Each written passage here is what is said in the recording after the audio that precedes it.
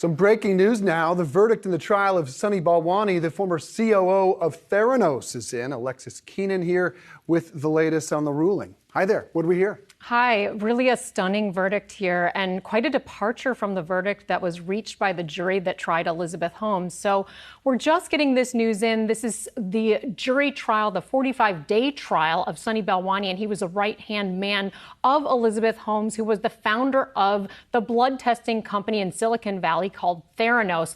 Obviously, Holmes had a lot of press surrounding her trial. Balwani's trial, a little bit less here, but Balwani served as the president and COO of the company, and he joined about 6 years after Holmes started the company.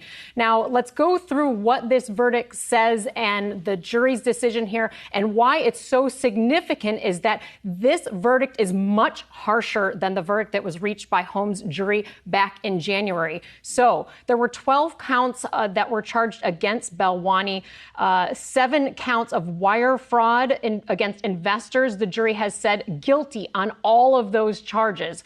2 counts of wire fraud against patients, guilty on those 2 charges as well.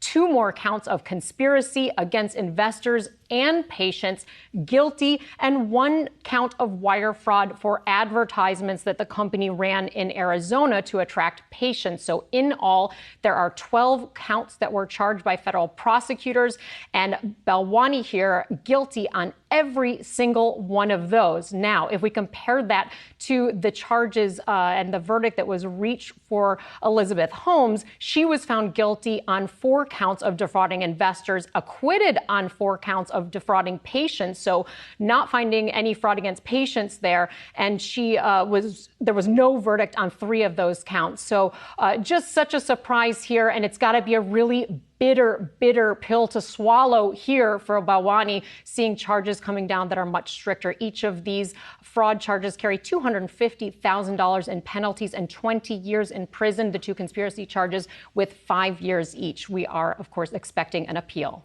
Wow. So he's going away for quite some time, in all likelihood. Even with an appeal, I would think so. Remarkable. Alexis Keenan, thanks so much with that breaking news.